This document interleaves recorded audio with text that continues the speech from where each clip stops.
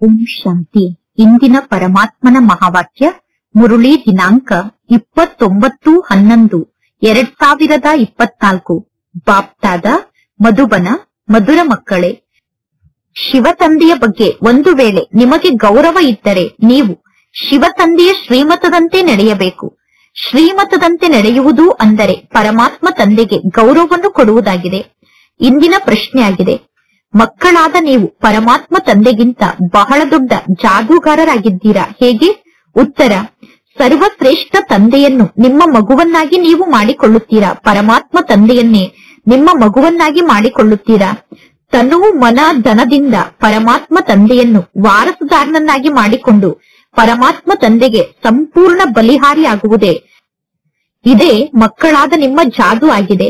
ಈ ಜಾದುವಿನ ಮೂಲಕ ಭಗವಂತ ತಂದೆಯನ್ನು ಈಗ ನೀವು ವಾರಸುದಾರನನ್ನಾಗಿ ಮಾಡಿಕೊಳ್ಳುತ್ತೀರಾ. ಪುನಃ 21 ಜನ್ಮಕ್ಕೋಸ್ಕರ ತಂದೆಯ ಆಸ್ತಿಗೆ ನೀವು ಅಧಿಕಾರಿಗಳಾಗುತ್ತೀರಾ. ಇನ್ನೊಂದು ಪ್ರಶ್ನೆ, ಎಂತಹ ಮಕ್ಕಳಿಗೋಸ್ಕರ ಧರ್ಮರಾಜನ ಕೋರ್ಟ್ನಲ್ಲಿ ಕೇಸ್ ನಡೆಯುತ್ತದೆ?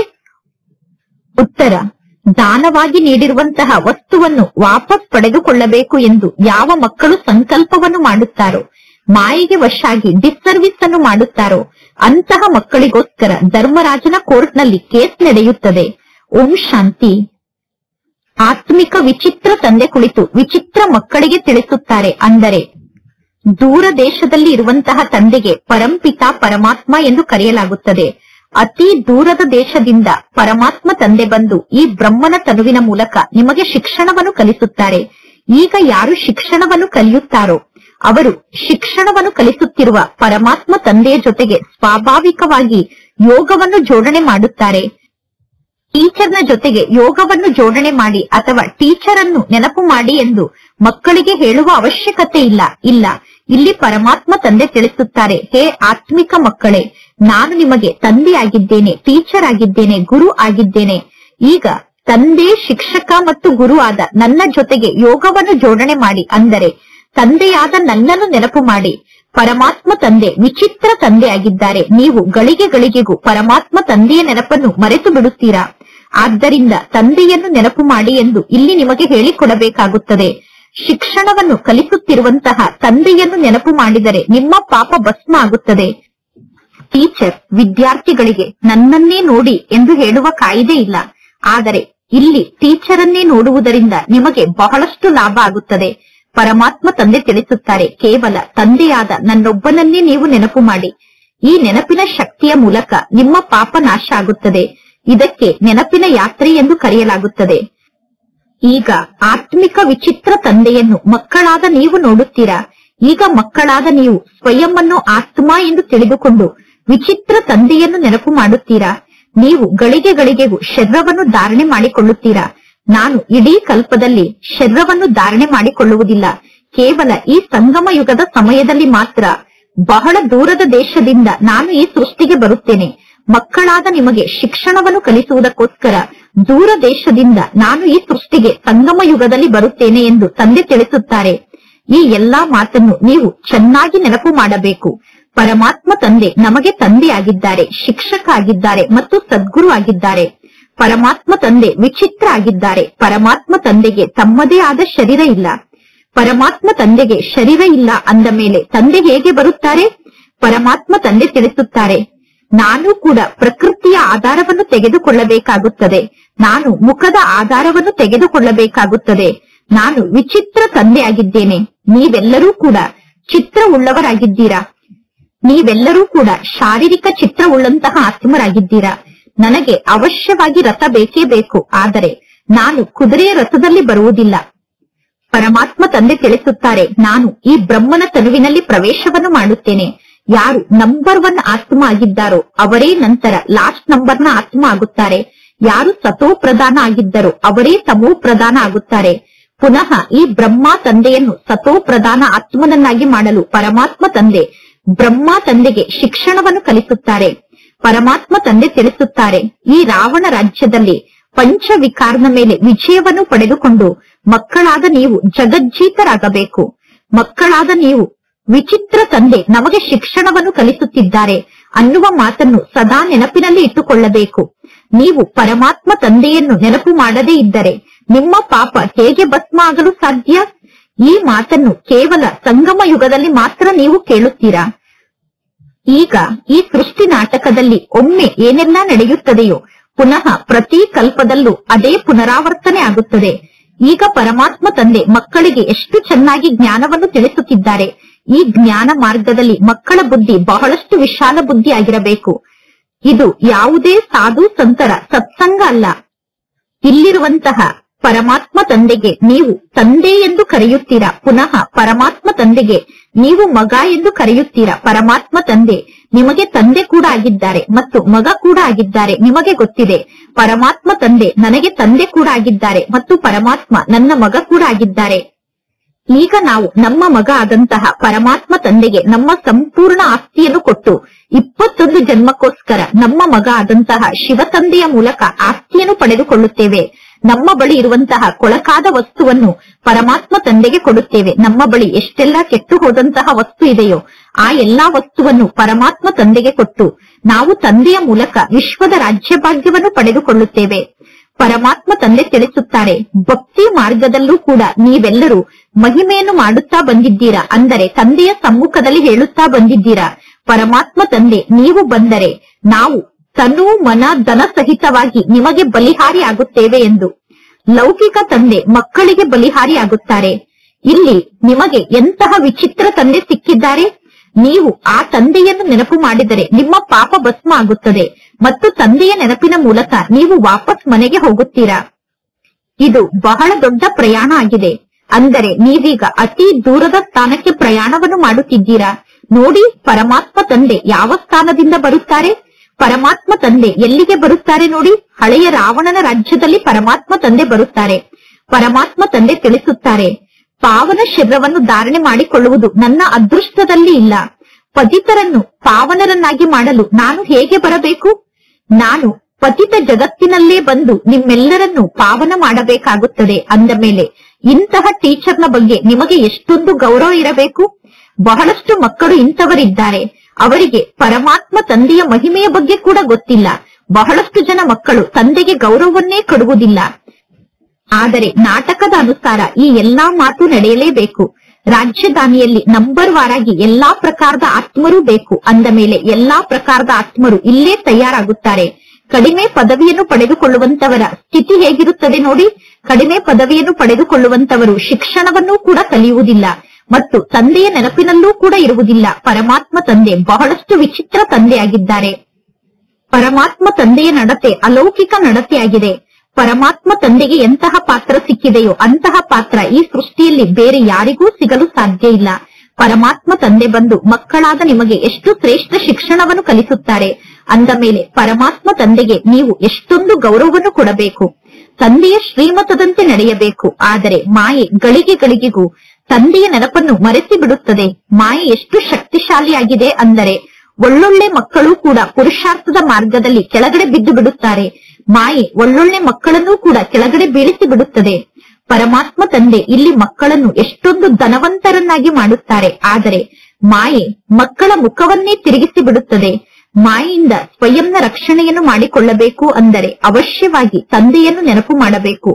ಬಹಳಷ್ಟು ಒಳ್ಳೆಯ ಮಕ್ಕಳು ಕೂಡ ತಂದೆಗೆ ಮಕ್ಕಳಾಗಿ ಪುನಃ ಮಾಯೆಗೆ ಮಕ್ಕಳಾಗಿ ಬಿಡುತ್ತಾರೆ.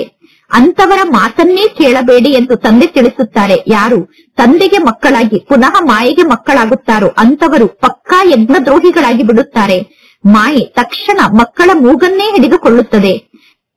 ಆನೆಯನ್ನು ಮೊಸಳೆ ನುಂಗಿತು ಅನ್ನುವ ಶಬ್ದ ಕೂಡ ಶಾಸ್ತ್ರದಲ್ಲಿ ಇದೆ. ಆದರೆ ಈ ಶಬ್ದದ ಅರ್ಥವನ್ನು ಯಾರೂ ತಿಳಿದುಕೊಂಡಿಲ್ಲ. ಪರಮಾತ್ಮ ತಂದೆ ಪ್ರತಿಯೊಂದು ಮಾತಿನ ಬಗ್ಗೆ ಮಕ್ಕಳಿಗೆ ಚೆನ್ನಾಗಿ ತಿಳಿಸುತ್ತಾರೆ. ಕೆಲವು ಮಕ್ಕಳು ನಂಬರ್ ವಾರ್ ಪುರುಷಾರ್ಥದ ಅನುಸಾರ ಜ್ಞಾನವನ್ನು ಅರ್ಥ ಮಾಡಿಕೊಂಡಿದ್ದಾರೆ. ಕೆಲವರ ಬುದ್ಧಿಯಲ್ಲಿ ಸ್ವಲ್ಪ ಕೂಡ ಜ್ಞಾನ ಧಾರಣೆ ಆಗುವುದಿಲ್ಲ. ಈ ಶಿಕ್ಷಣ ಬಹಳ ಶ್ರೇಷ್ಠ ಶಿಕ್ಷಣ ಆಗಿದೆ. ಅಂದ ಮೇಲೆ ಎಲ್ಲರೂ ಈ ಜ್ಞಾನದ ಶಿಕ್ಷಣವನ್ನು ಧಾರಣೆ ಮಾಡಿಕೊಳ್ಳಲು ಸಾಧ್ಯ ಇಲ್ಲ. ಪರಮಾತ್ಮ ತಂದೆ ತಿಳಿಸುತ್ತಾರೆ, ಯಾರ ಬುದ್ಧಿಯಲ್ಲಿ ಜ್ಞಾನ ಧಾರಣೆ ಆಗುತ್ತಿಲ್ಲವೋ ಅವರ ಅದೃಷ್ಟದಲ್ಲಿ ರಾಜ್ಯ ಭಾಗ್ಯವೇ ಇಲ್ಲ ಎಂದು. ಕೆಲವರು ಎಕ್ಕೆಯ ಹೂವಾಗಿದ್ದಾರೆ, ಕೆಲವರು ಸುಗಂಧ ಭರಿತ ಹೂವಾಗಿದ್ದಾರೆ. ಇದು ವಿಭಿನ್ನ ಪ್ರಕಾರದ ಹೂಗಳ ಹೂದೋಟ ಆಗಿದೆ. ಹೂದೋಟದಲ್ಲಿ ವಿಭಿನ್ನ ಪ್ರಕಾರದ ಹೂಗಳು ಇರುತ್ತಾರೆ ತಾನೆ. ರಾಜಧಾನಿಯಲ್ಲಿ ನಿಮಗೆ ನೌಕರ ಚಾಕರರು ಕೂಡ ಇರುತ್ತಾರೆ. ಇಲ್ಲದಿದ್ದರೆ ನೌಕರ ಚಾಕರರು ಎಲ್ಲಿಂದ ಸಿಗಲು ಸಾಧ್ಯ? ಈಗ ಇಲ್ಲೇ ರಾಜ್ಯ ಸ್ಥಾಪನೆ ಆಗುತ್ತಿದೆ ಅಂದ ಮೇಲೆ ನೌಕರ ಚಾಕರರು ಚಾಂಡಾಲರು ಎಲ್ಲರೂ ಕೂಡ ನಿಮಗೆ ರಾಜಧಾನಿಯಲ್ಲಿ ಸಿಗುತ್ತಾರೆ. ಈಗ ರಾಜಧಾನಿ ಸ್ಥಾಪನೆ ಆಗುತ್ತಿದೆ. ಇದು ಅದ್ಭುತವಾದ ಮಾತಾಗಿದೆ. ಪರಮಾತ್ಮ ತಂದೆ ನಿಮ್ಮನ್ನು ಎಷ್ಟೊಂದು ಶ್ರೇಷ್ಠರನ್ನಾಗಿ ಮಾಡುತ್ತಾರೆ ಅಂದ ಮೇಲೆ ಇಂತಹ ಪರಮಾತ್ಮ ತಂದೆಯ ನೆನಪಿನಲ್ಲಿ ನಿಮಗೆ ಪ್ರೇಮದ ಕಣ್ಣೀರೇ ಬರಬೇಕು. ನೀವೀಗ ಮಾಲೆಯ ಮಣಿ ಆಗುತ್ತೀರಾ. ನೀವೀಗ ಹೇಳುತ್ತೀರಾ, ಬಾಬಾ ನೀವು ಎಂತಹ ವಿಚಿತ್ರ ತಂದೆ ಆಗಿದ್ದೀರಾ. ನೀವೀಗ ಬಂದು ಪತಿತ ಆಗಿರುವ ನಮ್ಮನ್ನು ಪಾವನರನ್ನಾಗಿ ಮಾಡುವುದಕ್ಕೋಸ್ಕರ ನಮಗೆ ಶಿಕ್ಷಣವನ್ನು ಕಲಿಸುತ್ತಿದ್ದೀರಾ. ಭಕ್ತಿ ಮಾರ್ಗದಲ್ಲಿ ಬಲೆ ಶಿವನ ಪೂಜೆಯನ್ನು ಮಾಡುತ್ತಾರೆ. ಆದರೆ ಶಿವ ತಂದೆ ಹೇಗೆ ಪತಿತ ಪಾವನ ಆಗಿದ್ದಾರೆ ಅನ್ನುವುದು ಭಕ್ತರಿಗೆ ಗೊತ್ತಿಲ್ಲ. ಕೇವಲ ಹೇ ಪತಿತ ಪಾವನ ಬನ್ನಿ ಎಂದು ಪರಮಾತ್ಮ ತಂದೆಯನ್ನು ಕೂಗಿ ಕರೆಯುತ್ತಾರೆ. ಪರಮಾತ್ಮ ತಂದೆ ನೀವು ಬಂದು ನಮ್ಮನ್ನು ಸುಂದರ ಹೂವನ್ನಾಗಿ ಮಾಡಿ, ಅಂದರೆ ದೇವಿ ದೇವತೆಯನ್ನಾಗಿ ಮಾಡಿ ಎಂದು ತಂದೆಯನ್ನು ಕರೆಯುತ್ತಾರೆ. ಮಕ್ಕಳಾದ ನೀವು ಪರಮಾತ್ಮ ತಂದೆಗೆ ಆಜ್ಞೆಯನ್ನು ನೀಡುತ್ತೀರಾ. ತಂದೆ ನೀವು ಬಂದು ನಮ್ಮನ್ನು ದೇವಿ ದೇವತೆಯನ್ನಾಗಿ ಮಾಡಿ ಎಂದು ನಿಮ್ಮ ಆಜ್ಞೆಯನ್ನು ತಂದೆ ಸ್ವೀಕಾರ ಮಾಡಿ ಈ ಸೃಷ್ಟಿಗೆ ಬರುತ್ತಾರೆ. ಅಂದ ಮೇಲೆ ತಂದೆ ತಿಳಿಸುತ್ತಾರೆ, ಮಕ್ಕಳೇ ನೀವೀಗ ಪವಿತ್ರರಾಗಿ. ಪವಿತ್ರತೆಯ ಕಾರಣ ಎಷ್ಟೊಂದು ಜಗಳ ನಡೆಯುತ್ತದೆ. ಪರಮಾತ್ಮ ತಂದೆ ಅದ್ಭುತವಾದ ತಂದೆ ಆಗಿದ್ದಾರೆ. ಮಕ್ಕಳಿಗೆ ತಂದೆ ತಿಳಿಸುತ್ತಾರೆ, ತಂದೆಯಾದ ನನ್ನನ್ನು ನೀವು ನೆನಪು ಮಾಡಿ, ಆಗ ನಿಮ್ಮ ಪಾಪ ನಾಶ ಆಗುತ್ತದೆ ಎಂದು. ತಂದೆಗೆ ಗೊತ್ತಿದೆ ಪರಮಾತ್ಮ ತಂದೆಯಾದ ನಾನು ಆತ್ಮರ ಜೊತೆಗೆ ಮಾತನಾಡುತ್ತೇನೆ ಎಂದು. ಪರಮಾತ್ಮ ತಂದೆ ಆತ್ಮರ ಜೊತೆಗೆ ಮಾತನಾಡುತ್ತಾರೆ. ಆತ್ಮವೇ ಎಲ್ಲಾ ಕಾರ್ಯವನ್ನು ಮಾಡುತ್ತದೆ. ವಿಕರ್ಮವನ್ನೂ ಕೂಡ ಆತ್ಮವೇ ಮಾಡುತ್ತದೆ. ಆತ್ಮ ಶರೀರದ ಮೂಲಕ ಪಾಪದ ಲೆಕ್ಕಾಚಾರವನ್ನು ಅನುಭವ ಮಾಡುತ್ತದೆ. ನಿಮ್ಮ ಬಗ್ಗೆ ಧರ್ಮರಾಜ್ಪುರಿಯಲ್ಲಿ ಕೇಸ್ ನಡೆಯುತ್ತದೆ. ಯಾರೆಲ್ಲ ಮಕ್ಕಳು ಸೇವೆಯನ್ನು ಮಾಡಲು ಯೋಗ್ಯರಾಗಿ ಪುನಃ ಯಜ್ಞದ್ರೋಹಿಗಳಾಗಿ ಬಿಡುತ್ತಾರೋ ಅಂತಹ ಮಕ್ಕಳ ಬಗ್ಗೆ ವಿಶೇಷವಾಗಿ ಧರ್ಮರಾಜ್ಪುರಿಯಲ್ಲಿ ಕೇಸ್ ನಡೆಯುತ್ತದೆ. ಮಾಯೆ ಮಕ್ಕಳನ್ನು ಹೇಗೆ ನುಂಗುತ್ತದೆ ಅನ್ನುವುದೂ ಕೂಡ ತಂದೆಗೆ ಗೊತ್ತಿದೆ. ಮಕ್ಕಳು ಪರಮಾತ್ಮ ತಂದೆಗೆ ಹೇಳುತ್ತಾರೆ, ಬಾಬಾ ನಾನು ಮಾಯೆಗೆ ಸೋತು ಬಿಟ್ಟೆ, ನಾನು ಕಪ್ಪು ಮುಖವನ್ನು ಮಾಡಿಕೊಂಡೆ ಎಂದು. ಈಗ ನೀವು ನನ್ನನ್ನು ಕ್ಷಮಿಸಿ ಎಂದು ಮಕ್ಕಳು ತಂದೆಗೆ ಕೇಳುತ್ತಾರೆ. ಈಗ ನೀವು ಬಿದ್ದಿದ್ದೀರಾ ಅಂದ ಮೇಲೆ ಮಾಯೆಗೆ ಮಕ್ಕಳಾಗಿದ್ದೀರಾ. ಪುನಃ ನಾನು ಏಕೆ ನಿಮ್ಮನ್ನು ಕ್ಷಮಿಸಲಿ ಎಂದು ತಂದೆ ಕೇಳುತ್ತಾರೆ.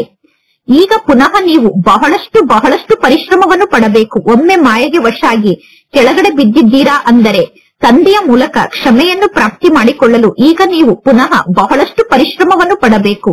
ಅನೇಕರು ಮಾಯೆಗೆ ಸೋತು ಬಿಡುತ್ತಾರೆ. ಪರಮಾತ್ಮ ತಂದೆ ತಿಳಿಸುತ್ತಾರೆ, ಪರಮಾತ್ಮ ತಂದೆಗೆ ಮಕ್ಕಳಾಗಿ ತಂದೆಯ ಬಳಿ ಬಂದು ಹಣವನ್ನು ತಂದೆಗೆ ದಾನವಾಗಿ ನೀಡಿ ಎಂದೂ ಪುನಃ ವಾಪಸ್ ಆ ಹಣವನ್ನು ಪಡೆದುಕೊಳ್ಳಬಾರದು. ಇಲ್ಲದಿದ್ದರೆ ನಿಮ್ಮ ಜೀವನದಲ್ಲಿ ಎಲ್ಲಾ ಪ್ರಾಪ್ತಿಯೂ ಸಮಾಪ್ತಿಯಾಗಿ ಬಿಡುತ್ತದೆ. ಹರಿಶ್ಚಂದ್ರನ ಉದಾಹರಣೆ ಇದೆ ತಾನೆ. ದಾನವನ್ನು ನೀಡಿದ ನಂತರ ಬಹಳಷ್ಟು ಎಚ್ಚರಿಕೆಯಿಂದ ಇರಬೇಕು. ದಾನವನ್ನು ನೀಡಿ ಪುನಃ ದಾನವನ್ನು ವಾಪಸ್ ಪಡೆದುಕೊಂಡರೆ 100 ಪಟ್ಟು ಶಿಕ್ಷೆಯನ್ನು ಅನುಭವ ಮಾಡಬೇಕಾಗುತ್ತದೆ. ನಂತರ ಬಹಳ ಸಣ್ಣ ಪದವಿಯನ್ನು ಪಡೆದುಕೊಳ್ಳುತ್ತೀರಾ. ಮಕ್ಕಳಿಗೆ ಗೊತ್ತಿದೆ ಈಗ ರಾಜಧಾನಿ ಸ್ಥಾಪನೆ ಆಗುತ್ತಾ ಇದೆ. ಯಾರು ಧರ್ಮವನ್ನು ಸ್ಥಾಪನೆ ಮಾಡುತ್ತಾರೋ ಅವರು ಮೊದಲು ರಾಜ್ಯವನ್ನು ಆಳಲು ಸಾಧ್ಯ ಇಲ್ಲ. ಧರ್ಮವನ್ನು ಸ್ಥಾಪನೆ ಮಾಡಿದಾಗಲೇ ಅವರ ರಾಜ್ಯ ಇರುವುದಿಲ್ಲ. ಯಾವಾಗ ಆ ಧರ್ಮದ 50 ಅಥವಾ 60 ಕೋಟಿ ಜನ ತಯಾರಾಗುತ್ತಾರೋ ಆಗ ಅವರ ರಾಜ್ಯ ನಡೆಯಲು ಸಾಧ್ಯ. ಆಗ ಆಯುಧಗಳು ನಿರ್ಮಾಣ ಆಗಲು ಸಾಧ್ಯ. ಆದಿಯ ಸಮಯದಲ್ಲಿ ಒಬ್ಬರು ಅಥವಾ ಇಬ್ಬರು ಇರುತ್ತಾರೆ. ಧರ್ಮ ಸ್ಥಾಪನೆ ಆದಾಗ ಆ ಧರ್ಮದವರು ಒಬ್ಬರು ಅಥವಾ ಇಬ್ಬರು ಇರುತ್ತಾರೆ. ನಂತರ ಆ ಧರ್ಮದವರ ಸಂಖ್ಯೆ ವೃದ್ಧಿಯಾಗುತ್ತಾ ಹೋಗುತ್ತದೆ. ಯೇಸು ಕ್ರಿಸ್ತ ಯಾವುದೋ ವೇಷದಲ್ಲಿ ಬರುತ್ತಾರೆ ಅನ್ನುವುದು ನಿಮಗೆ ಗೊತ್ತಿದೆ. ಮೊದಲನೇ ನಂಬರ್ನ ಆತ್ಮ ಅವಶ್ಯವಾಗಿ ಅಂತಿಮ ಜನ್ಮವನ್ನು ಪಡೆದುಕೊಂಡಾಗ ಲಾಸ್ಟ್ ನಂಬರ್ನಲ್ಲಿ ಬಡವರ ರೂಪದಲ್ಲಿ ಇರುತ್ತಾರೆ. ಯೇಸು ಕ್ರಿಸ್ತ ಅವಶ್ಯವಾಗಿ ಈ ಸಮಯದಲ್ಲಿ ಬಡವರ ರೂಪದಲ್ಲಿ ಇದ್ದಾರೆ ಎಂದು ಕ್ರಿಶ್ಚಿಯನ್ನರು ತಕ್ಷಣ ಹೇಳುತ್ತಾರೆ. ಅಂದ ಮೇಲೆ ಅವರಿಗೂ ಕೂಡ ಗೊತ್ತಿದೆ ಎಲ್ಲರೂ ಪುನರ್ಜನ್ಮವನ್ನು ಪಡೆದುಕೊಳ್ಳಲೇಬೇಕು. ಪ್ರತಿಯೊಬ್ಬರು ಅವಶ್ಯವಾಗಿ ತಮೋ ಪ್ರಧಾನ ಆಗಲೇಬೇಕು. ಈ ಸಮಯದಲ್ಲಿ ಇಡೀ ಸೃಷ್ಟಿಯೇ ತಮೋ ಪ್ರಧಾನ ಸೃಷ್ಟಿಯಾಗಿದೆ. ಈ ಜಗತ್ತು ಜಡ್ಜಡೀಭೂತ ಸ್ಥಿತಿಯನ್ನು ತಲುಪಿದೆ. ಈ ಹಳೆಯ ಜಗತ್ತಿನ ವಿನಾಶ ಅವಶ್ಯವಾಗಿ ಆಗುತ್ತದೆ. ಕ್ರಿಶ್ಚಿಯನ್ನರು ಹೇಳುತ್ತಾರೆ ಯೇಸು ಕ್ರಿಸ್ತ ಬರುವುದಕ್ಕಿಂತ 3000 ವರ್ಷದ ಮೊದಲು ಸ್ವರ್ಗ ಇತ್ತು. ಕ್ರಿಸ್ತ ಹುಟ್ಟುವುದಕ್ಕಿಂತ 3000 ವರ್ಷದ ಮೊದಲು ಸ್ವರ್ಗ ಇತ್ತು ಎಂದು ಕ್ರಿಶ್ಚಿಯನ್ನರು ಹೇಳುತ್ತಾರೆ. ಅಂದ ಮೇಲೆ ಈಗ ಪುನಃ ಅವಶ್ಯವಾಗಿ ಸ್ವರ್ಗ ಬರುತ್ತದೆ. ಆದರೆ ಅವರಿಗೆ ಈ ಮಾತನ್ನು ಯಾರು ತಿಳಿಸಬೇಕು? ಪರಮಾತ್ಮ ತಂದೆ ತಿಳಿಸುತ್ತಾರೆ, ಇನ್ನು ಮಕ್ಕಳು ಅಂತಹ ಸ್ಥಿತಿಯನ್ನು ರೂಪಿಸಿಕೊಂಡಿಲ್ಲ. ಗಳಿಗೆಗೂ ನನಗೆ ಯೋಗದಲ್ಲಿ ಸ್ಥಿತ ಆಗಲು ಸಾಧ್ಯ ಆಗುತ್ತಿಲ್ಲ ಎಂದು ಮಕ್ಕಳು ತಂದೆಗೆ ಪತ್ರವನ್ನು ಬರೆಯುತ್ತಾರೆ. ಬಾಬಾ ನನಗೆ ಯೋಗ ಹಿಡಿಯುತ್ತಿಲ್ಲ ಎಂದು ಮಕ್ಕಳು ಗಳಿಗೆಗೂ ತಂದೆಗೆ ಪತ್ರವನ್ನು ಬರೆಯುತ್ತಾರೆ. ಮಕ್ಕಳ ವರ್ತನೆಯ ಮೂಲಕ ತಂದೆ ಅರ್ಥ ಮಾಡಿಕೊಳ್ಳುತ್ತಾರೆ. ಪರಮಾತ್ಮ ತಂದೆಗೆ ಸಮಾಚಾರವನ್ನು ತಿಳಿಸಲು ಕೆಲವು ಮಕ್ಕಳು ಭಯ ಪಡುತ್ತಾರೆ. ಪರಮಾತ್ಮ ತಂದೆಗೆ ಮಕ್ಕಳ ಬಗ್ಗೆ ಎಷ್ಟೊಂದು ಪ್ರೀತಿ ಇದೆ. ತಂದೆ ಮಕ್ಕಳನ್ನು ಬಹಳಷ್ಟು ಪ್ರೀತಿ ಮಾಡುತ್ತಾರೆ. ಪ್ರೀತಿಯಿಂದ ತಂದೆ ಮಕ್ಕಳಿಗೆ ನಮಸ್ಕಾರವನ್ನು ಮಾಡುತ್ತಾರೆ. ಮಕ್ಕಳಿಗೆ ಬಹಳಷ್ಟು ಅಹಂಕಾರ ಇರುತ್ತದೆ. ಮಾಯೆ ಒಳ್ಳೊಳ್ಳೆ ಮಕ್ಕಳಿಗೂ ಕೂಡ ತಂದೆಯ ನೆನಪನ್ನು ಮರೆಸಿ ಬಿಡುತ್ತದೆ. ತಂದೆ ತಿಳಿದುಕೊಳ್ಳುತ್ತಾರೆ. ಮಕ್ಕಳು ಪರಮಾತ್ಮ ತಂದೆಗೆ ಜ್ಞಾನದ ಸಾಗರ ಎಂದು ಕರೆಯುತ್ತಾರೆ. ಜ್ಞಾನದ ಸಾಗರ ಆದಂತಹ ತಂದೆ ಜಾನಿ ಜಾನನ್ಹಾರ್ ಅಂದರೆ ಎಲ್ಲವನ್ನೂ ಬಲ್ಲವರಾಗಿದ್ದಾರೆ. ಎಲ್ಲವನ್ನೂ ಬಲ್ಲವರು ಅಂದರೆ ಎಲ್ಲರ ಆಂತರ್ಯದಲ್ಲಿ ಯಾವ ವಿಚಾರ ನಡೆಯುತ್ತಿದೆ ಎಂದು ನಾನು ತಿಳಿದುಕೊಳ್ಳುವುದಿಲ್ಲ ಎಂದು ತಂದೆ ಹೇಳುತ್ತಾರೆ. ನಾನು ಬಂದಿರುವುದೇ ಶಿಕ್ಷಣವನ್ನು ಕಲಿಸುವುದಕ್ಕೋಸ್ಕರ. ನಿಮ್ಮ ಮನಸ್ಸಿನ ವಿಚಾರವನ್ನು ಓದಲು ನಾನು ಬಂದಿಲ್ಲ. ನಾನು ಯಾರ ಮನಸ್ಸಿನ ವಿಚಾರವನ್ನು ಓದುವುದಿಲ್ಲ. ಈ ಬ್ರಹ್ಮ ತಂದೆ ಕೂಡ ಯಾರ ಮನಸ್ಸಿನ ವಿಚಾರವನ್ನು ಓದುವುದಿಲ್ಲ. ಏಕೆಂದರೆ ಈ ಬ್ರಹ್ಮ ತಂದೆ ಸ್ವಯಂ ಎಲ್ಲವನ್ನೂ ಮರೆಯಬೇಕಾಗಿದೆ. ಬ್ರಹ್ಮ ತಂದೆ ಇಲ್ಲಿಯವರೆಗೂ ಏನೆಲ್ಲವನ್ನು ಓದಿದ್ದಾರೋ, ಏನೆಲ್ಲವನ್ನು ಕೇಳಿದ್ದಾರೋ ಎಲ್ಲವನ್ನೂ ಮರೆಯಬೇಕು. ಅಂದ ಮೇಲೆ ಪುನಃ ಬ್ರಹ್ಮ ತಂದೆ ನಿಮ್ಮ ಮನಸ್ಸಿನ ವಿಚಾರವನ್ನು ಏಕೆ ಓದುತ್ತಾರೆ? ನೀವೀಗ ಇಲ್ಲಿಗೆ ಬಂದಿರುವುದೇ ಶಿಕ್ಷಣವನ್ನು ಕಲಿಯುವುದಕ್ಕೋಸ್ಕರ. ಭಕ್ತಿ ಮಾರ್ಗವೇ ಬೇರೆ ಆಗಿದೆ. ಇಲ್ಲಿ ಕೆಳಗಡೆ ಬೀಳಲು ಏನಾದರೂ ಉಪಾಯ ಬೇಕು ತಾನೆ? ಈ ಎಲ್ಲಾ ಮಾತಿನ ಕಾರಣ ನೀವು ಕೆಳಗಡೆ ಬೀಳುತ್ತೀರಾ. ಈ ಆಟ ಇದೇ ರೀತಿ ಮಾಡಲ್ಪಟ್ಟಿದೆ. ನಾಟಕದ ಆಟ ಇದೇ ರೀತಿ ಮಾಡಲ್ಪಟ್ಟಿದೆ. ಭಕ್ತಿ ಮಾರ್ಗದಲ್ಲಿ ಶಾಸ್ತ್ರವನ್ನು ಓದುತ್ತಾ ಓದುತ್ತಾ ನೀವು ಕೆಳಗಡೆ ಇಳಿಯುತ್ತಾ ತಮೋ ಪ್ರಧಾನರಾಗುತ್ತೀರಾ. ಈಗ ಈ ಚೀಚಿ ಜಗತ್ತಿನಲ್ಲಿ ನೀವು ಇರಲೇಬಾರದು. ನಾವೀಗ ಈ ಚೀಚಿ ಜಗತ್ತನ್ನು ತ್ಯಾಗ ಮಾಡಬೇಕು. ಕಲಿಯುಗದಿಂದ ಪುನಃ ಸತ್ಯುಗಕ್ಕೆ ಹೋಗಬೇಕು. ಈಗ ಇದು ಸಂಗಮ ಯುಗ ಆಗಿದೆ. ಈ ಎಲ್ಲಾ ಜ್ಞಾನದ ಮಾತನ್ನು ನೀವೀಗ ಧಾರಣೆ ಮಾಡಿಕೊಳ್ಳಬೇಕು. ಪರಮಾತ್ಮ ತಂದೆ ತಿಳಿಸುತ್ತಾರೆ, ಈ ಸಮಯದಲ್ಲಿ ಜಗತ್ತಿನಲ್ಲಿರುವ ಎಲ್ಲಾ ವ್ಯಕ್ತಿಗಳ ಬುದ್ಧಿಗೆ ಗಾಡ್ರೇಜ್ನ ಬೀಗ ಹಾಕಲ್ಪಟ್ಟಿದೆ. ನಿಮಗೆ ಗೊತ್ತಿದೆ, ಯಾರು ದೈವಿ ಗುಣವುಳ್ಳಂತಹ ಮನುಷ್ಯರಾಗಿದ್ದರೋ ಅವರೇ ಈಗ ಅಸುರಿ ಗುಣವುಳ್ಳಂತವರಾಗಿದ್ದಾರೆ. ಪರಮಾತ್ಮ ತಂದೆ ತಿಳಿಸುತ್ತಾರೆ, ಭಕ್ತಿ ಮಾರ್ಗದ ಎಲ್ಲಾ ಮಾತನ್ನು ನೀವೀಗ ಮರೆತು ಬಿಡಿ. ಈಗ ತಂದೆಯಾದ ನಾನು ಯಾವ ಜ್ಞಾನದ ಮಾತನ್ನು ತಿಳಿಸುತ್ತಿದ್ದೇನೋ ಅದನ್ನೇ ಕೇಳಿ. ಕೆಟ್ಟ ಮಾತನ್ನು ಕೇಳಬೇಡಿ, ಕೆಟ್ಟದ್ದನ್ನು ನೋಡಬೇಡಿ. ಈಗ ತಂದೆಯಾದ ನನ್ನ ಮಾತನ್ನೇ ಕೇಳಿ. ಒಬ್ಬ ತಂದೆ ಹೇಳುತ್ತಿರುವಂತಹ ಜ್ಞಾನದ ಮಾತನ್ನೇ ಕೇಳಿ. ಪರಮಾತ್ಮ ತಂದೆ ಮುಳುಗದಂತೆ ನಮ್ಮನ್ನು ತೇಲಿಸಿ ಮುಂದೆ ಕರೆದುಕೊಂಡು ಹೋಗುವುದಕ್ಕೋಸ್ಕರ ಈ ಸೃಷ್ಟಿಗೆ ಬಂದಿದ್ದಾರೆ. ಅಂದರೆ ನಮ್ಮನ್ನು ಪಾರು ಮಾಡುವುದಕ್ಕೋಸ್ಕರ ತಂದೆ ಬಂದಿದ್ದಾರೆ. ನೀವೀಗ ಈಶ್ವರಿಯ ಸಂಪ್ರದಾಯದ ಆತ್ಮರಾಗಿದ್ದೀರಾ. ಪ್ರಜಾಪಿತ ಬ್ರಹ್ಮನ ಮುಖಕಮಲದ ಮೂಲಕ ನೀವೆಲ್ಲರೂ ಜನ್ಮವನ್ನು ಪಡೆದುಕೊಂಡಿದ್ದೀರಾ. ಇಷ್ಟೆಲ್ಲಾ ಮಕ್ಕಳು ಬ್ರಹ್ಮನಿಗೆ ದತ್ತು ಮಕ್ಕಳೇ ಆಗಿದ್ದಾರೆ. ಈ ಬ್ರಹ್ಮ ತಂದೆಗೆ ಆದಿದೇವ ಎಂದು ಕರೆಯಲಾಗುತ್ತದೆ. ಮಹಾವೀರ ಎಂದು ಬ್ರಹ್ಮ ತಂದೆಗೆ ಕರೆಯಲಾಗುತ್ತದೆ. ಬ್ರಹ್ಮ ತಂದೆಗೆ ಮಕ್ಕಳಾದ ನೀವು ಕೂಡ ಮಹಾವೀರರೇ ಆಗಿದ್ದೀರಾ. ಯೋಗ ಬಲದ ಮೂಲಕ ನೀವು ಮಾಯೆಯ ಮೇಲೆ ವಿಜಯವನ್ನು ಪಡೆದುಕೊಳ್ಳುತ್ತೀರಾ. ಪರಮಾತ್ಮ ತಂದೆಗೆ ಜ್ಞಾನದ ಸಾಗರ ಎಂದು ಕರೆಯಲಾಗುತ್ತದೆ. ಜ್ಞಾನದ ಸಾಗರ ತಂದೆ ನಿಮಗೆ ಅವಿನಾಶಿ ಜ್ಞಾನ ರತ್ನವನ್ನು ತಟ್ಟೆಯಲ್ಲಿ ತುಂಬಿ ಕೊಡುತ್ತಾರೆ. ಪರಮಾತ್ಮ ತಂದೆ ಈಗ ಸಂಪತ್ತಿನಿಂದ ನಿಮ್ಮನ್ನು ಸಂಪನ್ನರನ್ನಾಗಿ ಮಾಡುತ್ತಾರೆ. ಅಂದರೆ ಮಾಲಾಮಾಲ್ ಮಾಡುತ್ತಾರೆ. ಯಾರು ಜ್ಞಾನವನ್ನು ಧಾರಣೆ ಮಾಡಿಕೊಳ್ಳುತ್ತಾರೋ ಅವರೇ ಶ್ರೇಷ್ಠ ಪದವಿಯನ್ನು ಪಡೆದುಕೊಳ್ಳುತ್ತಾರೆ. ಯಾರು ಜ್ಞಾನವನ್ನು ಧಾರಣೆ ಮಾಡಿಕೊಳ್ಳುವುದಿಲ್ಲವೋ ಅವರು ಅವಶ್ಯವಾಗಿ ಸಣ್ಣ ಪದವಿಯನ್ನು ಪಡೆದುಕೊಳ್ಳುತ್ತಾರೆ. ಪರಮಾತ್ಮ ತಂದೆಯ ಮೂಲಕ ನೀವೀಗ ಕುಬೇರನ ಖಜಾನೆಯನ್ನು ಪಡೆದುಕೊಳ್ಳುತ್ತೀರಾ. ಅಲ್ಲಾಹ ಅವಲುದ್ದೀನನ ಕಥೆ ಇದೆ ತಾನೆ, ನಿಮಗೆ ಗೊತ್ತಿದೆ.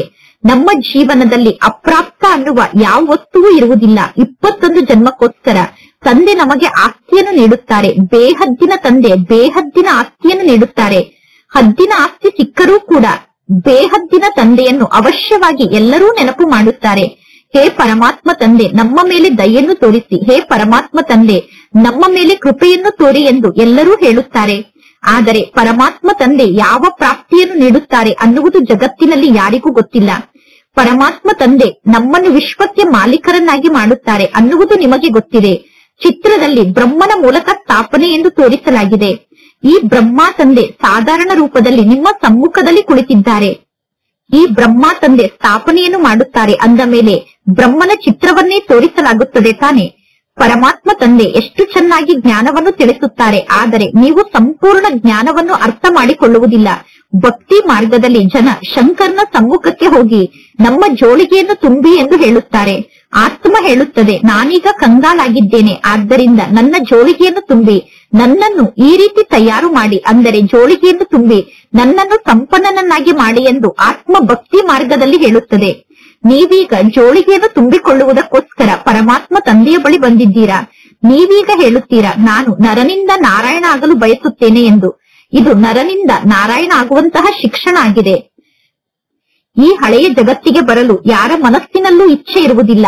ಆದರೆ ಎಲ್ಲರೂ ಹೊಸ ಜಗತ್ತಿನಲ್ಲಿ ಬರಲು ಸಾಧ್ಯ ಇಲ್ಲ. ಕೆಲವರು 25% ಹಳೆಯ ಜಗತ್ತಿನಲ್ಲಿ ಬರುತ್ತಾರೆ. ಅಂದರೆ ಜಗತ್ತು 25% ಹಳೆಯದಾದಾಗ ಕೆಲವರು ಬರುತ್ತಾರೆ. ಅಂದ ಮೇಲೆ ಆ 25% ಹಳೆಯ ಜಗತ್ತಿನಲ್ಲಿ ಕೆಲವು ಮಾತಿನಲ್ಲಿ ಕೊರತೆಯಂತೂ ಇರುತ್ತದೆ ತಾನೆ. ಯಾರಿಗಾದರೂ ನೀವು ಸ್ವಲ್ಪ ಸಂದೇಶವನ್ನು ನೀಡಿದರೂ ಕೂಡ ನೀವು ಅವಶ್ಯವಾಗಿ ಸ್ವರ್ಗಕ್ಕೆ ಮಾಲೀಕರಾಗುತ್ತೀರಾ. ಈ ಸಮಯದಲ್ಲಿ ಎಲ್ಲರೂ ನರಕಕ್ಕೆ ಮಾಲೀಕರಾಗಿದ್ದಾರೆ. ರಾಜ, ರಾಣಿ, ಪ್ರಜೆ ಎಲ್ಲರೂ ಈಗ ನರಕಕ್ಕೆ ಮಾಲೀಕರಾಗಿದ್ದಾರೆ. ಸತ್ಯುಗದಲ್ಲಿ ಎಲ್ಲರೂ ಡಬ್ಬಲ್ ಕಿರೀಟಧಾರಿ ದೇವತೆಗಳಾಗಿರುತ್ತಾರೆ. ಈಗ ಆ ದೇವತೆಗಳು ಈ ಜಗತ್ತಿನಲ್ಲಿ ಇಲ್ಲ.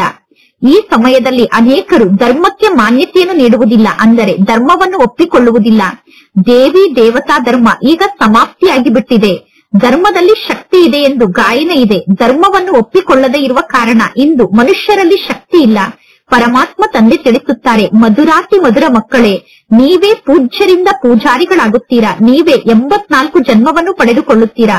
ನಾವೇ ಈಗ ಬ್ರಾಹ್ಮಣರಾಗಿದ್ದೇವೆ, ನಂತರ ನಾವೇ ದೇವತೆಗಳಾಗುತ್ತೇವೆ, ನಂತರ ನಾವೇ ಕ್ಷತ್ರಿಯರಾಗುತ್ತೇವೆ ಅನ್ನುವ ಸಂಪೂರ್ಣ ಚಕ್ರದ ನೆನಪು ನಿಮ್ಮ ಬುದ್ಧಿಯಲ್ಲಿ ಇದೆ. ನಾವೇ 84 ಜನ್ಮದ ಚಕ್ರದಲ್ಲಿ ಬರುತ್ತೇವೆ. ಈಗ ಪುನಃ ನಾವೇ ವಾಪಸ್ ಮನೆಗೆ ಹೋಗಬೇಕು. ಪತಿತರು ವಾಪಸ್ ಮನೆಗೆ ಹೋಗಲು ಸಾಧ್ಯ ಇಲ್ಲ. ಆತ್ಮವೇ ಪತಿತ ಆಗುತ್ತದೆ. ಕೊಳ್ಳುವುದಿಲ್ಲ. ಭಕ್ತಿ ಮಾರ್ಗದಲ್ಲಿ ಜನ ಶಂಕರನ ಸಮ್ಮುಖಕ್ಕೆ ಹೋಗಿ ನಮ್ಮ ಜೋಳಿಗೆಯನ್ನು ತುಂಬಿ ಎಂದು ಹೇಳುತ್ತಾರೆ. ಆತ್ಮ ಹೇಳುತ್ತದೆ, ನಾನೀಗ ಕಂಗಾಲಾಗಿದ್ದೇನೆ, ಆದ್ದರಿಂದ ನನ್ನ ಜೋಳಿಗೆಯನ್ನು ತುಂಬಿ ನನ್ನನ್ನು ಈ ರೀತಿ ತಯಾರು ಮಾಡಿ, ಅಂದರೆ ಜೋಳಿಗೆಯನ್ನು ತುಂಬಿ ನನ್ನನ್ನು ಸಂಪನ್ನನನ್ನಾಗಿ ಮಾಡಿ ಎಂದು ಆತ್ಮ ಭಕ್ತಿ ಮಾರ್ಗದಲ್ಲಿ ಹೇಳುತ್ತದೆ. ನೀವೀಗ ಜೋಳಿಗೆಯನ್ನು ತುಂಬಿಕೊಳ್ಳುವುದಕ್ಕೋಸ್ಕರ ಪರಮಾತ್ಮ ತಂದೆಯ ಬಳಿ ಬಂದಿದ್ದೀರಾ. ನೀವೀಗ ಹೇಳುತ್ತೀರಾ, ನಾನು ನರನಿಂದ ನಾರಾಯಣ ಆಗಲು ಬಯಸುತ್ತೇನೆ ಎಂದು. ಇದು ನರನಿಂದ ನಾರಾಯಣ ಆಗುವಂತಹ ಶಿಕ್ಷಣ ಆಗಿದೆ. ಈ ಹಳೆಯ ಜಗತ್ತಿಗೆ ಬರಲು ಯಾರ ಮನಸ್ಸಿನಲ್ಲೂ ಇಚ್ಛೆ ಇರುವುದಿಲ್ಲ. ಆದರೆ ಎಲ್ಲರೂ ಹೊಸ ಜಗತ್ತಿನಲ್ಲಿ ಬರಲು ಸಾಧ್ಯ ಇಲ್ಲ. ಕೆಲವರು 25% ಹಳೆಯ ಜಗತ್ತಿನಲ್ಲಿ ಬರುತ್ತಾರೆ. ಅಂದರೆ ಜಗತ್ತು 25% ಹಳೆಯದಾದಾಗ ಕೆಲವರು ಬರುತ್ತಾರೆ. ಅಂದ ಮೇಲೆ ಆ 25% ಹಳೆಯ ಜಗತ್ತಿನಲ್ಲಿ ಕೆಲವು ಮಾತಿನಲ್ಲಿ ಕೊರತೆಯಂತೂ ಇರುತ್ತದೆ ತಾನೆ. ಯಾರಿಗಾದರೂ ನೀವು ಸ್ವಲ್ಪ ಸಂದೇಶವನ್ನು ನೀಡಿದರೂ ಕೂಡ ನೀವು ಅವಶ್ಯವಾಗಿ ಸ್ವರ್ಗಕ್ಕೆ ಮಾಲೀಕರಾಗುತ್ತೀರಾ. ಈ ಸಮಯದಲ್ಲಿ ಎಲ್ಲರೂ ನರಕಕ್ಕೆ ಮಾಲೀಕರಾಗಿದ್ದಾರೆ. ರಾಜ, ರಾಣಿ, ಪ್ರಜೆ ಎಲ್ಲರೂ ಈಗ ನರಕಕ್ಕೆ ಮಾಲೀಕರಾಗಿದ್ದಾರೆ. ಸತ್ಯುಗದಲ್ಲಿ ಎಲ್ಲರೂ ಡಬ್ಬಲ್ ಕಿರೀಟಧಾರಿ ದೇವತೆಗಳಾಗಿರುತ್ತಾರೆ. ಈಗ ಆ ದೇವತೆಗಳು ಈ ಜಗತ್ತಿನಲ್ಲಿ ಇಲ್ಲ. ಈ ಸಮಯದಲ್ಲಿ ಅನೇಕರು ಧರ್ಮಕ್ಕೆ ಮಾನ್ಯತೆಯನ್ನು ನೀಡುವುದಿಲ್ಲ. ಅಂದರೆ ಧರ್ಮವನ್ನು ಒಪ್ಪಿಕೊಳ್ಳುವುದಿಲ್ಲ. ದೇವಿ ದೇವತಾ ಧರ್ಮ ಈಗ ಸಮಾಪ್ತಿಯಾಗಿ ಬಿಟ್ಟಿದೆ. ಧರ್ಮದಲ್ಲಿ ಶಕ್ತಿ ಇದೆ ಎಂದು ಗಾಯನ ಇದೆ. ಧರ್ಮವನ್ನು ಒಪ್ಪಿಕೊಳ್ಳದೆ ಇರುವ ಕಾರಣ ಇಂದು ಮನುಷ್ಯರಲ್ಲಿ ಶಕ್ತಿ ಇಲ್ಲ. ಪರಮಾತ್ಮ ತಂದೆ ತಿಳಿಸುತ್ತಾರೆ, ಮಧುರಾತಿ ಮಧುರ ಮಕ್ಕಳೇ, ನೀವೇ ಪೂಜ್ಯರಿಂದ ಪೂಜಾರಿಗಳಾಗುತ್ತೀರಾ. ನೀವೇ 84 ಜನ್ಮವನ್ನು ಪಡೆದುಕೊಳ್ಳುತ್ತೀರಾ. ನಾವೇ ಈಗ ಬ್ರಾಹ್ಮಣರಾಗಿದ್ದೇವೆ, ನಂತರ ನಾವೇ ದೇವತೆಗಳಾಗುತ್ತೇವೆ, ನಂತರ ನಾವೇ ಕ್ಷತ್ರಿಯರಾಗುತ್ತೇವೆ ಅನ್ನುವ ಸಂಪೂರ್ಣ ಚಕ್ರದ ನೆನಪು ನಿಮ್ಮ ಬುದ್ಧಿಯಲ್ಲಿ ಇದೆ. ನಾವೇ 84 ಜನ್ಮದ ಚಕ್ರದಲ್ಲಿ ಬರುತ್ತೇವೆ. ಈಗ ಪುನಃ ನಾವೇ ವಾಪಸ್ ಮನೆಗೆ ಹೋಗಬೇಕು. ಪತಿತರು ವಾಪಸ್ ಮನೆಗೆ ಹೋಗಲು ಸಾಧ್ಯ ಇಲ್ಲ. ಆತ್ಮವೇ ಪತಿತ ಆಗುತ್ತದೆ ಅಥವಾ ಆತ್ಮವೇ ಪಾವನ ಆಗುತ್ತದೆ. ಚಿನ್ನದಲ್ಲಿ ಕಲ್ಮಶ ಸೇರಿಕೊಳ್ಳುತ್ತದೆ ತಾನೆ. ಆಭರಣದಲ್ಲಿ ಕಲ್ಮಶವನ್ನು ಸೇರಿಸುವುದಿಲ್ಲ. ಇದು ಜ್ಞಾನದ ಅಗ್ನಿಯಾಗಿದೆ. ಜ್ಞಾನದ ಅಗ್ನಿಯ ಮೂಲಕ ಆತ್ಮದ ಸಂಪೂರ್ಣ ಕಲ್ಮಶ ಸಮಾಪ್ತಿಯಾಗುತ್ತದೆ ಮತ್ತು ನೀವು ಪಕ್ಕಾ ಚಿನ್ನ ಆಗುತ್ತೀರಾ. ನಂತರ ನಿಮಗೆ ಒಳ್ಳೆಯ ಆಭರಣ ಪ್ರಾಪ್ತಿಯಾಗುತ್ತದೆ. ಅಂದರೆ ಪಾವನ ಶರೀರ ಪ್ರಾಪ್ತಿಯಾಗುತ್ತದೆ. ಈಗ ಆತ್ಮ ಪತಿತ ಆಗಿದೆ. ಅಂದ ಮೇಲೆ ಪಾವನ ದೇವತೆಗಳ ಸಮ್ಮುಖದಲ್ಲಿ ಪತಿತ ಆತ್ಮರು ಹೋಗಿ ನಮಸ್ಕಾರವನ್ನು ಮಾಡುತ್ತಾರೆ. ಎಲ್ಲಾ ಕಾರ್ಯವನ್ನು ಆತ್ಮವೇ ಮಾಡುತ್ತದೆ. ಪರಮಾತ್ಮ ತಂದೆ ತಿಳಿಸುತ್ತಾರೆ, ಮಕ್ಕಳೇ, ಕೇವಲ ತಂದೆಯಾದ ನನ್ನೊಬ್ಬನನ್ನೇ ನೆನಪು ಮಾಡಿ, ಆಗ ನಿಮ್ಮ ನೌಕೆ ಪಾರಾಗುತ್ತದೆ. ನೀವೀಗ ಪವಿತ್ರರಾಗಿ ಪವಿತ್ರ ಜಗತ್ತಿಗೆ ಹೋಗುತ್ತೀರಾ. ಅಂದ ಮೇಲೆ ಯಾರು ಎಷ್ಟು ಜಾಸ್ತಿ ಪುರುಷಾರ್ಥವನ್ನು ಮಾಡುತ್ತಾರೋ ಅಷ್ಟು ಪದವಿಯನ್ನು ಪಡೆದುಕೊಳ್ಳುತ್ತಾರೆ. ಎಲ್ಲರಿಗೂ ನೀವು ತಂದೆಯ ಪರಿಚಯವನ್ನು ನೀಡಬೇಕು. ಲೌಕಿಕ ಜಗತ್ತಿನ ತಂದೆ ಹದ್ದಿನ ತಂದೆಯಾಗಿದ್ದಾರೆ. ಇಲ್ಲಿರುವ ಪರಮಾತ್ಮ ತಂದೆ ಬೇಹದ್ದಿನ ತಂದೆಯಾಗಿದ್ದಾರೆ. ಪರಮಾತ್ಮ ತಂದೆ ಸ್ವರ್ಗದ ಆಸ್ತಿಯನ್ನು ನೀಡಲು ಸಂಗಮ ಯುಗದಲ್ಲಿ ಬರುತ್ತಾರೆ. ಅಂದ ಮೇಲೆ ಇಂತಹ ತಂದೆಯನ್ನು ನೀವೀಗ ಎಷ್ಟೊಂದು ನೆನಪು ಮಾಡಬೇಕು. ವಿದ್ಯಾರ್ಥಿಗಳು ಎಂದಾದರೂ ಟೀಚರ್ ಅನ್ನು ಮರೆಯುತ್ತಾರೇನೋ? ಆದರೆ ಇಲ್ಲಿ ಮಾಯೆ ಟೀಚರ್ ಆದಂತಹ ಪರಮಾತ್ಮ ತಂದೆಯ ನೆನಪನ್ನು ಮರೆಸಿ ಬಿಡುತ್ತದೆ. ನೀವು ಬಹಳಷ್ಟು ಎಚ್ಚರಿಕೆಯಿಂದ ಇರಬೇಕು. ಇದು ಯುದ್ಧದ ಮೈದಾನ ಆಗಿದೆ. ಪರಮಾತ್ಮ ತಂದೆ ತಿಳಿಸುತ್ತಾರೆ, ನೀವೀಗ ವಿಕಾರಕ್ಕೆ ವಶ ಆಗಬೇಡಿ, ವಿಕಾರಕ್ಕೆ ವಶ ಆಗಿ ಪತಿತರಾಗಬೇಡಿ, ಕೊಳಕಾಗಬೇಡಿ. ಈಗ ನೀವು ಸ್ವರ್ಗಕ್ಕೆ ಹೋಗಬೇಕು. ಪವಿತ್ರರಾಗಿ ಪವಿತ್ರ ಹೊಸ ಜಗತ್ತಿಗೆ ನೀವೀಗ ಮಾಲೀಕರಾಗುತ್ತೀರಾ. ನಿಮಗೆ ನಾನು ವಿಶ್ವದ ರಾಜ್ಯಭಾಗ್ಯವನ್ನು ನೀಡುತ್ತೇನೆ. ಇದೇನು ಕಡಿಮೆ ಮಾತಾಗಿದೆ ಏನು? ಕೇವಲ ಈ ಒಂದು ಜನ್ಮದಲ್ಲಿ ಪವಿತ್ರರಾಗಿ. ಈಗ ನೀವು ಪವಿತ್ರರಾಗದೇ ಇದ್ದರೆ ನೀವು ಕೆಳಗಡೆ ಬೀಳುತ್ತೀರಾ. ನಂತರ ಕಾಮ ವಿಕಾರದ ಮೇಲೆ ವಿಜಯವನ್ನು ಪಡೆದುಕೊಂಡರೆ ನೀವು ಜಗತ್ತಿಗೆ ಮಾಲೀಕರಾಗುತ್ತೀರಾ. ಜಗತ್ತಿಗೆ ಮಾಲೀಕರಾಗುವಂತಹ ಇಚ್ಛೆಯನ್ನು ಪರಮಾತ್ಮ ತಂದೆ ಮಕ್ಕಳ ಮನಸ್ಸಿನಲ್ಲಿ ಹುಟ್ಟಿಸುತ್ತಾರೆ. ನೀವೀಗ ಸ್ಪಷ್ಟವಾಗಿ ಹೇಳುತ್ತೀರಾ, ಪರಂಪಿತ ಪರಮಾತ್ಮ ತಂದೆ ಜಗತ್ತಿಗೆ ಗುರು ಆಗಿದ್ದಾರೆ. ಅವರು ಸಂಪೂರ್ಣ ಜಗತ್ತಿನ ಆತ್ಮರಿಗೆ ಸದ್ಗತಿಯನ್ನು ನೀಡುತ್ತಾರೆ ಎಂದು. ಒಳ್ಳೆಯದು. ಮಧುರಾತಿ ಮಧುರ ಅಗಲಿ ಹೋಗಿ ಮರಳಿ ಸಿಕ್ಕಿರುವ ಮಕ್ಕಳ ಪ್ರತಿ ಮಾಸ್ಪಿತಾ ಬಾಪ್ತಾದರವರ ನೆನಪು, ಪ್ರೀತಿ ಹಾಗೂ ಸುಪ್ರಭಾತ. ಆತ್ಮಿಕ ಮಕ್ಕಳಿಗೆ ಆತ್ಮಿಕ ತಂದೆಯ ನಮಸ್ತೆ. ಆತ್ಮಿಕ ತಂದೆಗೆ ಆತ್ಮಿಕ ಮಕ್ಕಳ ನೆನಪು, ಪ್ರೀತಿ ಹಾಗೂ ನಮಸ್ತೆ ನಮಸ್ತೆ ನಮಸ್ತೆ. ಧಾರಣೆಗೋಸ್ಕರ ಮುಖ್ಯ ಸಾರ. ಫಸ್ಟ್ ಪಾಯಿಂಟ್, ಅವಿನಾಶಿ ಜ್ಞಾನ ರತ್ನದಿಂದ ಬುದ್ಧಿ ಅನ್ನುವ ಜೋಳಿಗೆಯನ್ನು ತುಂಬಿಕೊಂಡು ಸಂಪತ್ತಿನಿಂದ ಸ್ವಯಂ ಅನ್ನು ಸಂಪನ್ನ ಮಾಡಿಕೊಳ್ಳಬೇಕು. ಯಾವುದೇ ಪ್ರಕಾರದ ಅಹಂಕಾರವನ್ನು ಎಂದೂ ತೋರಿಸಬಾರದು. ಯಾವ ಮಾತಿನಲ್ಲೂ ಅಹಂಕಾರವನ್ನು ತೋರಿಸಬಾರದು. ಸೆಕೆಂಡ್ ಪಾಯಿಂಟ್, ಸೇವೆಗೆ ಯೋಗ್ಯರಾಗಿ ಪುನಃ ಯಜ್ಞ ದ್ರೋಹಿಗಳಾಗಿ ಡಿಸ್ಸರ್ವಿಸ್ ಅನ್ನು ಮಾಡಬಾರದು. ದಾನವನ್ನು ನೀಡಿದ ನಂತರ ಬಹಳಷ್ಟು ಎಚ್ಚರಿಕೆಯಿಂದ ಇರಬೇಕು. ದಾನದ ರೂಪದಲ್ಲಿ ಕೊಟ್ಟಂತಹ ವಸ್ತುವನ್ನು ವಾಪಸ್ ತೆಗೆದುಕೊಳ್ಳುವಂತಹ ಸಂಕಲ್ಪ ಮನಸ್ಸಿನಲ್ಲಿ ಉತ್ಪನ್ನ ಆಗಬಾರದು. ಇಂದಿನ ವರದಾನ ಆಗಿದೆ, ಡೈರೆಕ್ಟ್ ಆಗಿ ಪರಮಾತ್ಮ ತಂದೆಯ ಲೈಟ್ ನ ಜೊತೆಗೆ ಸಂಬಂಧವನ್ನು ಜೋಡಣೆ ಮಾಡಿ ಅಂಧಕಾರವನ್ನು ಓಡಿಸುವಂತಹ ಲೈಟ್ ಹೌಸ್ ಆಗಿ, ಅಂದರೆ ಬೆಳಕಿನ ಗ್ರಹ ಆಗಿ ಮಕ್ಕಳಾದ ನಿಮ್ಮ ಬಳಿ ಡೈರೆಕ್ಟ್ ಆಗಿ ಪರಮಾತ್ಮನ ಲೈಟ್ ನ ಸಂಬಂಧ ಇದೆ. ಅಂದರೆ ಪರಮಾತ್ಮನ ಪ್ರಕಾಶದ ಜೊತೆಗೆ ನಿಮಗೆ ಡೈರೆಕ್ಟ್ ಆಗಿ ಸಂಬಂಧ ಇದೆ. ಕೇವಲ ಸ್ವಮಾನದ ಸ್ಮೃತಿಯ ಸ್ವಿಚ್ ಅನ್ನು ಡೈರೆಕ್ಟ್ ಲೈನ್ ನ ಮೂಲಕ ಆನ್ ಮಾಡಿ, ಆಗ ಪ್ರಕಾಶ ಪ್ರಾಪ್ತಿಯಾಗುತ್ತದೆ.